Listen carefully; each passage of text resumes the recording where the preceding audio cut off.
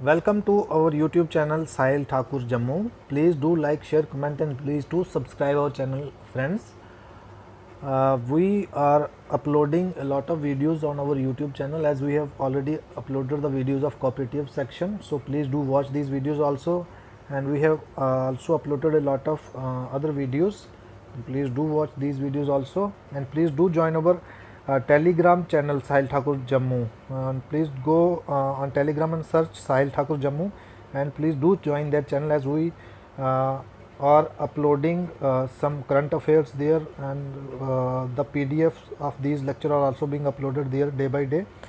So please join our channel Telegram too. As you know, we have started Indian Polity Marathon, and we have already took 3 to 4 lectures already. So today we are going to start another topic,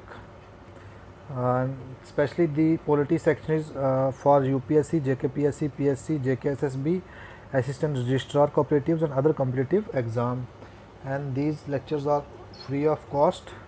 So just subscribe our channel and please do watch our channel. And today we are going to start our new topic, and the topic is preamble of the constitution. तो preamble of constitution आज हम पढ़ेंगे। तो सबसे पहले preamble of constitution पढ़ेंगे तो हमें पता होना चाहिए जो प्रियम्बल वर्ड है वो कहाँ से आया है। तो सबसे पहले अमेरिकन कॉन्स्टिट्यूशन ने प्रियम्बल को यूज़ किया था। जो उनका कॉन्स्टिट्यूशन स्टार्ट होता था किससे स्टार्ट होता है प्रियम्बल से ही स्टार्ट होता है। तो उनके बाद बहुत सारी कंट्रीज़ ने इस प्रैक्टिस को स्टार्ट किया और इंडिया ने भी उसको फॉलो कर लिया। इंडिया ने भी अपने कॉन्स्टिट्यूशन में प्रियम्बल को इंट्रोड्यूस कर लिया। तो टर्म प्रेम्बल का मतलब क्या है, हम प्रेम्बल को पढ़ क्यों रहे हैं कि इसका प्रेम्बल का मतलब क्या है। तो preamble refers to the introduction और प्रीफेस ऑफ द कॉन्स्टिट्यूशन। ये मतलब इंट्रोडक्शन है, जैसे हम बुक भी कोई उठाते हैं तो उसमें प्रीफेस या इंट्रोडक्शन दी होती है, तो वैसे ये प्रेम्बल भी क्या हो गया, एक इंट्रोडक्शन या प्रीफेस हमारे कॉन्स्टिट्यूशन का। तो इसमें क्या है, जैसे बुक के प्रीफेस में जैसे समरी होती है, इसमें पूरी एक समरी दी होती है, सेंस दी है कॉन्स्टिट्यूशन की क्या क्या है इसमें, मतलब उसके क्या नेचर है या सब उसके बारे में बताया है इसमें। और हमारा जो एक NK पालकी वाला एक जूरिस्ट और कॉन्स्टिट्यूशनल एक्सपर्ट थे, उन्होंने बोला कि प्रेम्बल क्या है, एक हमारा आइडेंटिटी कार्ड ऑफ कॉन्स्टिट्यूशन है। ये कब इंट्रोड्यूस हुआ था प्रेम्बल, ये डेट याद रखनी, 26 नवंबर 1949 में। ये बहुत सारे और इसके साथ कुछ आर्टिकल्स भी हुए थे, तो उसके साथ ये प्रेम्बल भी इंट्रोड्यूस हुआ था कब, 1949 में 26 नवंबर में। और जो हमारा पूरा कॉन्स्टिट्यूशन कब इंट्रोड्यूस हुआ था, 26 जनवरी 1950। ये तो आप लोगों को पता ही होगा। तो प्रियम्बल कब इंट्रोड्यूस है, क्वेश्चन आपको आ सकता है 26 नवंबर 1949 में। तो ये भी याद रखना है कि आज तक सिर्फ एक बार हमारा प्रियम्बल अमेंडमेंट एक बार इसकी हुई है, 42nd अमेंडमेंट 1976। ये भी इसको आपने ध्यान में रखना है। इसमें क्या हुआ, 3 वर्ड्स ऐड किए थे, सोशलिस्ट, सेकुलर, इंटीग्रिटी। इन वर्ड्स के बारे में हम आगे पढ़ेंगे कि इनका मतलब क्या है, लेकिन 3 वर्ड इनने ओपनली इसमें इंट्रोड्यूस कर लिए थे 42nd अमेंडमेंट 1976 में। इंदिरा गांधी गवर्नमेंट थी उस टाइम, उनने इसको अमेंड किया और 3 वर्ड्स ये ऐड किए हुए हैं। कौन कौन से वर्ड हैं, सोशलिस्ट, सेकुलर और इंटीग्रिटी। ये भी आपको आ सकता है कि कौन से वर्ड कौन सी अमेंडमेंट में इंट्रोड्यूस किए हुए हैं। तो अब ये इससे पहले आपको एक टेक्स्ट इसकी सबको याद कर लेनी है, याद नहीं भी करनी है तो इसके वर्ड्स भी देख लेने, वर्डिंग क्या है। जैसे लिखा है, we the people of India having solemnly resolve to constitute India into a sovereign secular democratic republic and to secure its all its citizen justice, social, economic and political liberty of thought and expression, belief, faith and worship, equality of status of opportunity to promote among them all fraternity, assuring the dignity of the individual and the unity and integrity of the nation. तो इनने इसमें लिखा कि in our constitution assembly this 26th day of November 1945 do hereby enact and give our self the constitution. उनने ये, मैंने जब आपको डेट बताई तब उनने दिया। तो अभी इंग्रेडिएंट्स क्या है इसके, जो बारी बारी हम लोग एक एक टॉपिक पढ़ेंगे, एक एक जो इसके वर्ड हैं, जस्टिस हो गया, sovereign, socialistic, secular, democratic, Republic, political, fraternity क्या होता है, इक्वलिटी, लिबर्टी, इनके बारे में आपको आइडिया तो है, वर्डिंग जो सजेस्ट कर रहे हैं तो इसके बारे में 1 by 1 ब्रीफ में पढ़ते जाएंगे। तो उनने जैसे लिखा है इंग्रेडिएंट्स ऑफ प्रियम्बल क्या है, the preamble reveals 4 ingredients of the component. सबसे पहले क्या करता है, source of authority of constitution. The preamble states that the constitution derive its authority from the people of India. कहाँ से इसकी अथॉरिटी ड्राइव करता है, पीपल ऑफ इंडिया से। और सेकंड क्या करता है, nature of Indian state, it declares India to be sovereign, socialistic, secular, democratic and republic polity. ठीक है, ये भी जो हमारा प्रेम्बल इसको ये बताता है कि क्या है, हमारी इंडिया एक सॉवरन है, सोशलिस्टिक है, सेकुलर है, डेमोक्रेटिक और रिपब्लिकन पॉलिटी। हम इन वर्ड्स को वन बाय वन आगे पढ़ेंगे क्या है ये। फिर थर्ड क्या आ गया हमारा, ऑब्जेक्टिव्स क्या है कॉन्स्टिट्यूशन हमारे के। It specified justice, liberty, equality देता है हमारा कॉन्स्टिट्यूशन, जस्टिस देता है, लिबर्टी देता है, थॉट एंड एक्सप्रेशन। तो उसके बाद फोर्थ क्या है हमारा, डेट ऑफ अडॉप्शन जो उन्होंने दी हुई है नवंबर 26, 1949। अब जो हमारे की वर्ड्स हैं इसमें, जैसे की वर्ड्स में क्या है हमारे,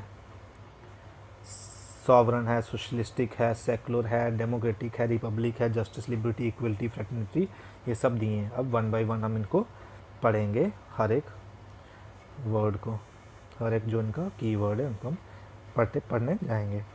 तो सबसे पहला वर्ड क्या है हमारा, सॉवरन। सॉवरन का मतलब क्या हो गया, जैसे सॉवरेंटी, सॉवरन का मतलब हो गया जो इंडिया है is neither a dependency nor a dominion of any other nation but an independent state. इसका सॉवरन का मतलब क्या है कि हम किसी भी कंट्री के ऊपर डिपेंड नहीं है, ना किसी भी दूसरे नेशन का डोमिनियन है या ना किसी और नेशन के अंडर है, पर क्या है हम एक इंडिपेंडेंट स्टेट है। हमारे इंडिया के ऊपर जो हमारा गवर्नमेंट है वही है, उसके ऊपर कोई भी कंट्री, अदर कंट्री का कोई राज नहीं। जैसे 1947 से पहले क्राउन रूल था, तो वैसा कुछ नहीं है। जो हमारा इंडिया क्या है, अपने जो उसके अफेयर्स हैं, इंटरनल या एक्सटर्नल, कोई भी उसके इश्यूज़ हैं, वो खुद से कंडक्ट करेगा, कोई थर्ड या सेकंड पार्टी आके नहीं उनको कंडक्ट करेगी। तो जैसे 1949 में इंडिया ने तो कॉमनवेल्थ में अपनी मेंबरशिप तो रखी है, लेकिन उसका ये मतलब नहीं है कि इंडिया की सॉवरेनिटी किसी हिसाब से खतरे में है। इंडिया यूएन का भी फुल इंडिया जो इसका है यूएन का भी मेंबरशिप है, और इसका भी कोई इंडिया की सॉवरेनिटी पे कोई उसकी लिमिटेशंस नहीं है। Being a sovereign state, India कोई भी फॉरेन टेरिटरी को एक्वायर कर सकता है, फॉरेन टेरिटरी को, और अपना कोई पार्ट उसको दे सकता है। वो स्पेशल प्रोविजन हमारे कॉन्स्टिट्यूशन में, जैसे आर्टिकल 360। अब जो नेक्स्ट की वर्ड है वो क्या है, socialistic.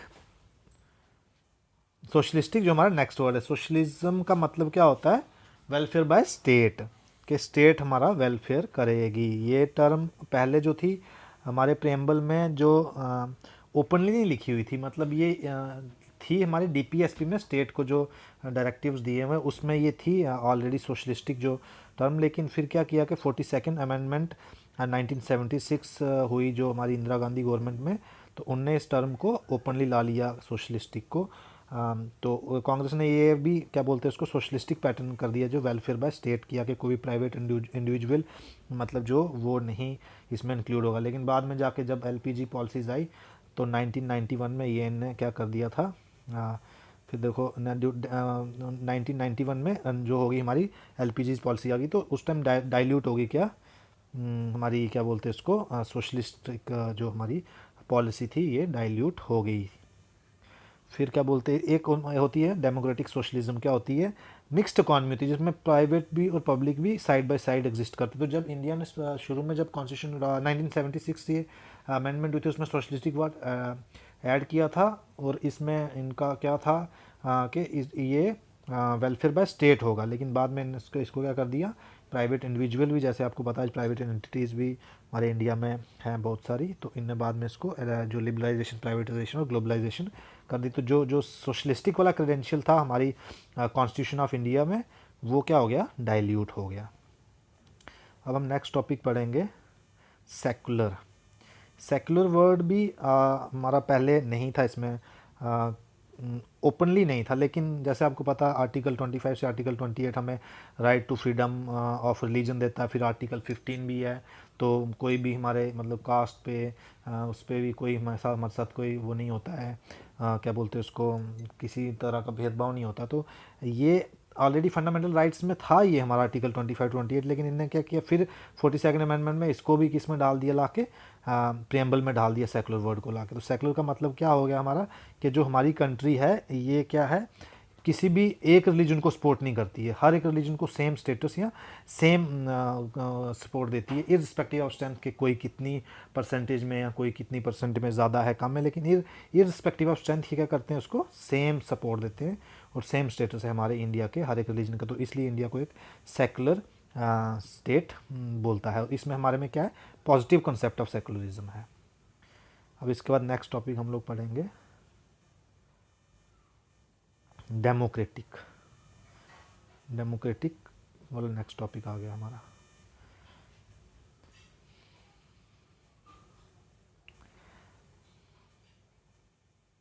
A democratic polity as stipulated in preamble is based on the doctrine of popular sovereignty। Democratic क्या हो गया, एक सबसे डेमोक्रेसी क्या हो गया, आपको पता है डेमोक्रेसी जैसे इसमें क्या है कि power is exercise by the people. जैसे हम लोग के हाथ में पावर है कि हर 6 साल या 5 साल के बाद हमारा क्या होता है, यहाँ पे इलेक्शंस होते हैं, स्टेट में भी सेंटर में भी, तो लोगों को right to choose the government है। ऐसा नहीं है जैसे यूके में कि कोई इनहेरिट करेगा। तो यहाँ पे क्या हम लोग अडल्ट फ्रेंचाइजी, हम लोगों को कोई जुडिशरी सिस्टम है, रूल ऑफ लॉ है, कोई डिस्क्रिमिनेशन नहीं है हमारी। तो डेमोक्रेसी यहाँ पे क्या है, हमें डेमोक्रेसी, डायरेक्ट डेमोक्रेसी और इनडायरेक्ट डेमोक्रेसी 2 टाइप की होती है।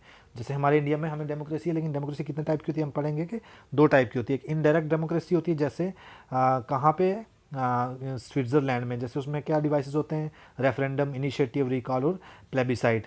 और इनडायरेक्ट में क्या होता है, the representative are elected by the people, exercise the supreme power and thus carry on government and make law. जैसे आपको पता है हमारे यहाँ इलेक्शंस होते हैं, इलेक्शन पे हम लोग एमएलएज एमपीज चूज़ करते हैं, फिर जाके गवर्नमेंट बनती है, फिर वो कोई लॉज या फिर कोई वो रेगुलेशन या लॉज वगैरह लाते हैं, तो वो रन करते हैं। तो मतलब ये क्या कि हमें right to choose the government है। अडल्ट फ्रेंचाइज है, 18 ईयर्स के बाद हम लोग वोट दे सकते हैं।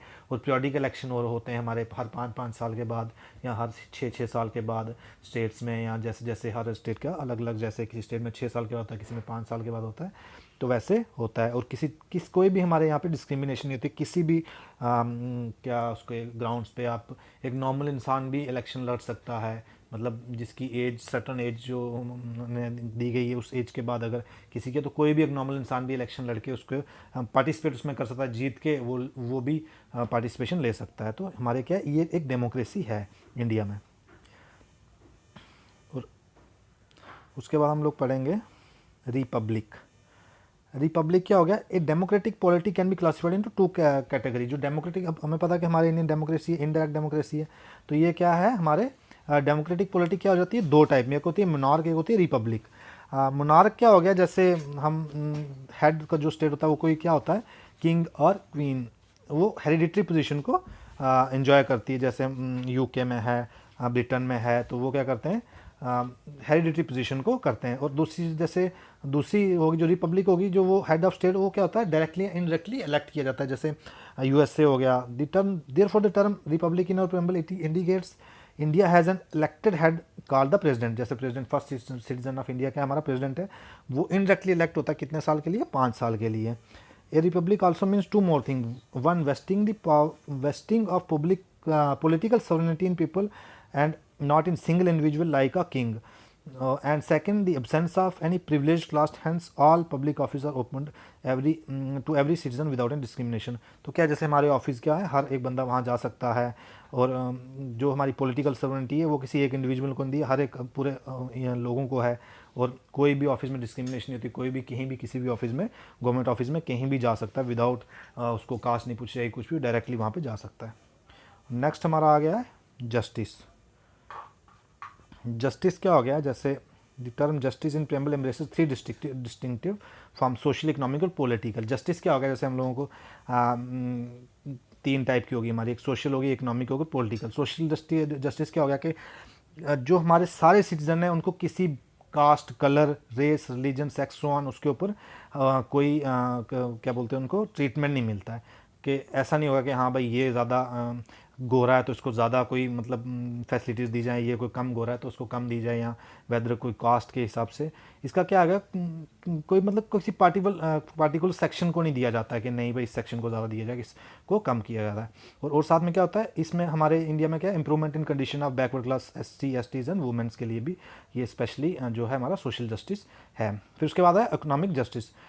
फिर क्या हो गया, किसी इकोनॉमिक फैक्टर के ऊपर भी कोई डिस्क्रिमिनेशन नहीं होता है, होता है। It involve elimination of glaring inequalities in wealth, income and property. अब ऐसा नहीं है कि किसी की प्रॉपर्टी ज़्यादा तो उसको कोई अलग से फैसिलिटीज़ दी जाती हैं, या किसी की कम है उसको अलग से। तो एक मतलब पूरा इकोनॉमिक जस्टिस भी है हमारे यहाँ पे। उसके बाद आ गया हमारा पॉलिटिकल जस्टिस भी है कि जैसे अब फंडामेंटल राइट्स हैं, तो फंडामेंटल राइट्स ऐसा नहीं है कि भाई जो गरीब है उसके लिए फंडामेंटल राइट्स नहीं है। अगर फंडामेंटल ड्यूटीज़ हैं तो वो गरीब क्या ऐसे उसके लिए जो डीपीएसपी बनाए वो सिर्फ गरीबों को, अमीरों के लिए को भाई उसके लिए नहीं देखा जाएगा, हर इंसान के लिए देखा जाएगा। तो ऐसा है कि जो हमारा पॉलिटिकल राइट्स हैं या पॉलिटिकल हमारी जो जस्टिस है वो भी सब लोगों को है, इररिस्पेक्टिव उनकी क्या मतलब कास्ट है, क्या कास्ट कलर है, रिलीजन क्या, रेस क्या है, इररिस्पेक्टिव उसके क्या है, इक्वल वॉइस है उनकी गवर्नमेंट में। तो ये लिया कहाँ से था, इकोनॉमिक सोशल और पॉलिटिकल जस्टिस, ये रशियन रिवोल्यूशन से दिया हुआ। उसके बाद आ गया हमारा लिबर्टी, नेक्स्ट कीवर्ड। जो लिबर्टी क्या हो गया, the term liberty mean absence of restraint on the activities of individual at the same time providing opportunity for development of individual। अब ऐसा है कि इंडिविजुअल जैसे लिबर्टी आज़ादी एक हिसाब से हमें दी है कि हम कुछ भी अपना अपॉर्चुनिटी दी जाती है हम, और कुछ भी हम लोग एक्टिविटीज़ परफॉर्म कर सकते हैं। The preamble secures all citizen of India liberty of thought, कुछ भी हम सोच सकते हैं, एक्सप्रेशन बोल सकते हैं, believe, faith and worship through fundamental rights. Fundamental right में ये चीज़ दी हुई है, और ये अगर कोई वायलेट होता है तो हम लोग इसके लिए कोर्ट्स में जा सकते हैं, और ये क्या है, जस्टिसेबल राइट्स हैं हमारे जो फंडामेंटल राइट्स हैं। और जो लिबर्टी है हमारे प्रेम्बल में दिखाई है, is very essential for the successful functioning of Indian democratic system के लिए ये बहुत ज़रूरी है। अब लिबर्टी आज़ादी ऐसा भी नहीं है कि तुम कल जाके कोई अगेंस्ट द लॉ काम करो तो नहीं जी हमें लिबर्टी दी गई है कॉन्स्टिट्यूशन में तो हम कुछ भी कर सकते हैं, लेकिन इसके साथ लिबर्टी के साथ साथ कुछ लिमिटेशंस भी दी हुई हैं। ठीक है, द आइडिया ऑफ लिबर्टी कहाँ से लिया है, ये फ्रेंच रिवोल्यूशन से। जैसे ऊपर हमारा जस्टिस का कहाँ से लिया हुआ है, रशियन रिवोल्यूशन से, और ये कहाँ से लिया हुआ है, लिबर्टी फ्रेंच रिवोल्यूशन से। ये भी कभी कभी ऑब्जेक्टिव में पूछा जा सकता है, तो इसको भी देख लेना। इसके बाद आ गया हमारा equality, next. The term equality अब सबको पता है, इक्वलिटी का मतलब क्या आ गया, बराबरी एक हिसाब से। It mean absence of special privilege to any section of society and the provision of adequate opportunities for all individual without discrimination. क्या सबको बराबरी, भाईचारा, इक्वली सब भाईचारा सबको इक्वली ट्रीट किया जाएगा। किसी मतलब उनके अपॉर्चुनिटी, जब जैसे हम लोग भी अब कोई फॉर्म निकलता है हमारी स्टेट में या किसी सेंटर में, तो ऐसा नहीं होगा कि नहीं भाई ये लोग इस फॉर्म को नहीं भर सकते, एक स्पेशल क्वालिफिकेशन रखी जाती है। और अगर किसी लोअर से लोअर कास्ट का या लोअर से लोअर सोसाइटी का जो पर्सन है वो भी उसको फॉर्म को फिल कर सकता है, वो भी उस जॉब को ले सकता है। तो ऐसा है कि इक्वलिटी है, सबको इक्वल मतलब अपॉर्चुनिटी के लिए, हर चीज़ के लिए इक्वलिटी दी गई हुई है। जैसे हमारे फंडामेंटल राइट्स में लिखा है इक्वलिटी बिफोर लॉ, आर्टिकल 14 हो गया, आर्टिकल 15 हो गया, prohibition on the discrimination of religion, race, caste, sex और प्लेस ऑफ बर्थ। ऐसा नहीं हो सकता है कि हाँ भाई ये फॉर्म निकला है स्पेशल हिंदूज़ के लिए निकला है, ये फॉर्म निकला है स्पेशल मुस्लिम्स के लिए निकला है, ये निकला है स्पेशल सिख्स के लिए, ऐसा कोई भी हमारे कॉन्स्टिट्यूशन में नहीं है। फिर आर्टिकल 16 आ गया, equality of opportunity in matter of public employment. Article 17 आ गया, अनटचेबिलिटी। आर्टिकल 18 आ गया, एबोलिशन ऑफ टाइटल्स। तो ये सब क्या आ गया, हमारा इक्वलिटी दी गई हुई है।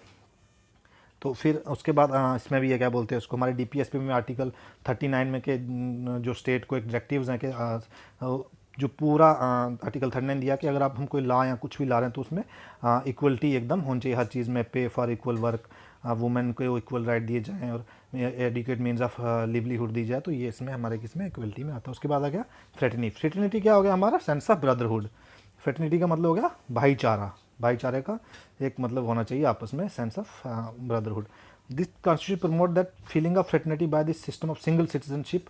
के सिंगल सिटीजन जैसे हमारे इंडिया में क्या है, सिंगल सिटीजनशिप। टिल अगस्त 5 2019 तक क्या था, जम्मू कश्मीर को अलग से स्टेटस था। वो हम लोग टॉपिक पढ़ेंगे, जम्मू कश्मीर का जो हुआ है एवोल्यूशन ऑफ JNK उसके बारे में हम लोग पढ़ेंगे।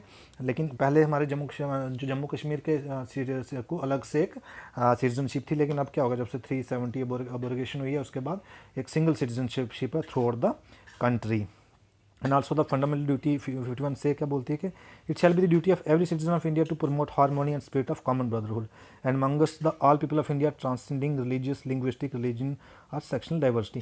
तो ये क्या है कि हमें मतलब सबको मिलजुल के रहना चाहिए। इसमें दिया कि सबको मिलजुल, कोई ऐसा नहीं है कि मतलब ब्रदरहुड ना हो, भाईचारा ना हो, वैसा वाला हमारे कॉन्स्टिट्यूशन में कुछ नहीं है। The preamble declares that fraternity has to assure two things. एक क्या होना चाहिए कि dignity of individual and the unity in integrity of nation. और एक डिग्निटी क्या होता है, एक इंडिविजुअल की डिग्निटी उसमें चाहिए, हमारे देश के लिए इंटीग्रिटी होनी चाहिए। तो ये इसमें दिया हुआ है। तो इंटीग्रिटी जो वर्ड भी, ये भी कब ऐड किया हुआ है, ये आप देख लेना वर्ड कौन कौन से हमने इस PDF को पढ़ के कि ये जो वर्ड्स हैं, ये 42nd कॉन्स्टिट्यूशन अमेंडमेंट में 3 वर्ड्स ऐड किए गए थे। उसके बाद आ गया सिग्निफिकेंस क्या है कॉन्स्टिट्यूशन की। ये ने कहा है कि जैसे लिखा है the preamble embodies the basic philosophy and fundamental values के जो प्रेम्बल हमने इसमें ऐड किया हुआ है हमारा कॉन्स्टिट्यूशन में, तो इसकी क्या सिग्निफिकेंस है जो इसका मतलब कि ये इसको कॉन्स्टिट्यूशन में ऐड किया। It contains the grand and noble vision of constitution, जो हमारी कॉन्स्टिट्यूशन असेंबली है उसका इसमें बहुत मतलब ग्रैंड और नोबल विजन था, तभी ये इस प्रेम्बल को हम पढ़ेंगे तो उनका विजन एकदम क्लियर हो जाता है। In the words of Shri Alladi Krishnaswami Iyer, a member of constituent assembly का एक जो मेंबर था, उसने कहा था कि the preamble of our constitution express what we have thought और ड्रीम्ड सो लॉन्ग, कि हम लोग कितनी देर से जो चीज़ सोची थी वो हमारे प्रेम्बल में एकदम क्लियर है। और इसको प्रेम्बल को हॉरोस्कोप और सॉवरेन डेमोक्रेटिक रिपब्लिक्स हॉरोस्कोप भी बोलते हैं इसको।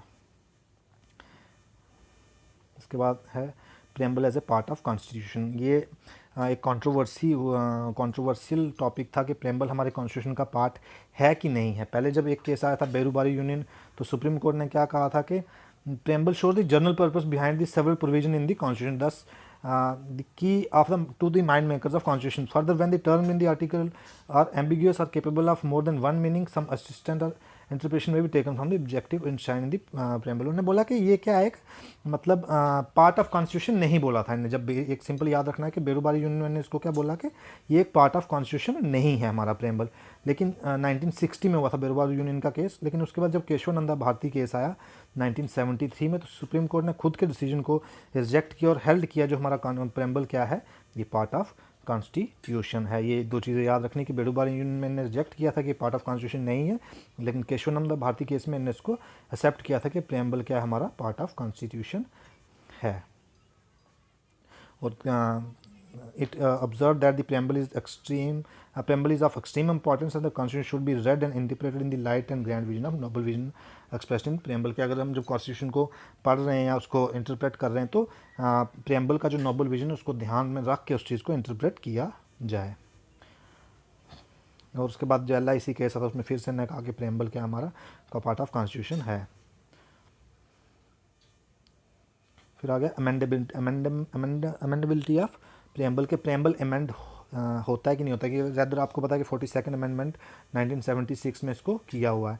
तो इसके भी जब लिखा कि आर्टिकल 368 के अंडर इसको अमेंड कर सकते हैं कि नहीं कर सकते हैं, तो केशवानंदा भारती में हुआ था कि it can not be amended as it's not part of constitution.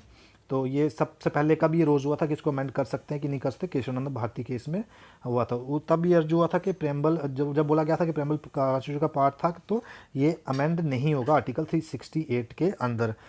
तो लेकिन उन्होंने क्या बोला कि जो 368 की पावर है वो क्या होगा, फंडामेंटल फीचर कॉन्स्टिट्यूशन की नहीं इसको हम लोग अमेंड कर सकते, डैमेज नहीं कर सकते, क्योंकि जो प्रेम्बल क्या है पार्ट ऑफ कॉन्स्टिट्यूशन ने बोला कि जो इसके फीचर्स हैं हम लोग प्रेम्बल में एनश्राइन किए हुए हैं वो हम लोग इसको अमेंड करके इसको नहीं डिस्ट्रॉय कर सकते हैं, डैमेज कर सकते हैं जो बेसिक एलिमेंट है। तो सुप्रीम कोर्ट ने इसको ये फिर हेल्ड किया कि जो हमने बेरूबारी यूनियन में कहा था कि प्रेम्बल पार्ट नहीं है कॉन्स्टिट्यूशन का, फिर केशवानंद भारती केस में ने बोला कि ये क्या है, हमारा पार्ट ऑफ कॉन्स्टिट्यूशन है। हमारे जो प्रेम्बल हमारे पार्ट ऑफ कॉन्स्टिट्यूशन है 1973 में केशवानंद भारती केस आया उसमें ने इसको क्लियर कर दिया था। तो फिर तो जैसे उन्होंने बोला था कि ये जब पहले उन्होंने बोला बेरूबारी यूनियन में कि ये भाई कॉन्स्टिट्यूशन का वो है नहीं पार्ट, तो ये अमेंड नहीं होता है आर्टिकल 368 के अंदर। 368 में क्या होता है कि जो कॉन्स्टिट्यूशन में चीज़ उसी को अमेंड करते हैं। लेकिन जब उन्होंने बोला कि केशवानंद भारती केस आया कि हाँ ये प्रेम्बल क्या है, हमारे कॉन्स्टिट्यूशन का पार्ट है, ये अमेंड होता है, लेकिन अमेंडमेंट ऐसे होनी चाहिए जो इसका एक बेसिक स्ट्रक्चर है, एक जो इसके बेसिक फीचर्स हैं वो इसमें अमेंड नहीं होनी चाहिए। बेसिक जो इसका फीचर या बेसिक एलिमेंट है हमारे इसका प्रेम्बल का, इसको नहीं हो। तो 1976 में 42nd अमेंडमेंट में ये हुआ था, लेकिन उसमें कोई डिलीशन नहीं हुई है, एडिशन ऑफ 3 वर्ड्स की गई थी जो हमने आपको ऊपर बताएं। तो वही लिखा कि 3 बार हुआ, 3 वर्ड्स आए थे, socialistic, secular, integrity to the preamble. अब सोशलिस्टिक का मतलब मैंने बताया आपको, वेलफेयर स्टेट। सेकुलर क्या हो गया, किसी एक सिंगल रिलीजन को हम प्रमोट नहीं करते। इंटीग्रिटी क्या होता है, जो एक इंटीग्रिटी ऑफ इंडिया, जैसे क्या बोलते हैं इसको हम, इंटीग्रिटी ऑफ इंटीग्रिटी मतलब एकता होना चाहिए, तो वो क्या हो गया फॉर द नेशन। तो ये फिर नए जब ये 3 वर्ड ऐड किए, सोशलिस्टिक, सेकुलर, इंटीग्रिटी, तीनों वर्ड एक मतलब ऑलरेडी भी थे हमारे, कोई डीपीएसपी में था, कोई फंडामेंटल राइट में था, तो उन्होंने उसी को एक एक्सप्लिसिट कर दिया, बाहर ओपनली लिख दिया प्रेम्बल में, तो इसमें मैंने उनको वैलिड कंसीडर किया था। तो यही आज का हमारा आज का टॉपिक था प्रेम्बल का। तो आप हमारा टेलीग्राम का चैनल भी ज्वाइन कर लीजिए, साहिल ठाकुर जम्मू, उसमें भी हमारा ये जो इसके पीडीएफ्स या करंट अफेयर्स वगैरह हम लोग अपलोड करते हैं। तो आप उस चैनल को टेलीग्राम पे सर्च करो साहिल ठाकुर जम्मू के नाम से, तो उसको जो भी ज्वाइन कर लो। Thank you friends, good night.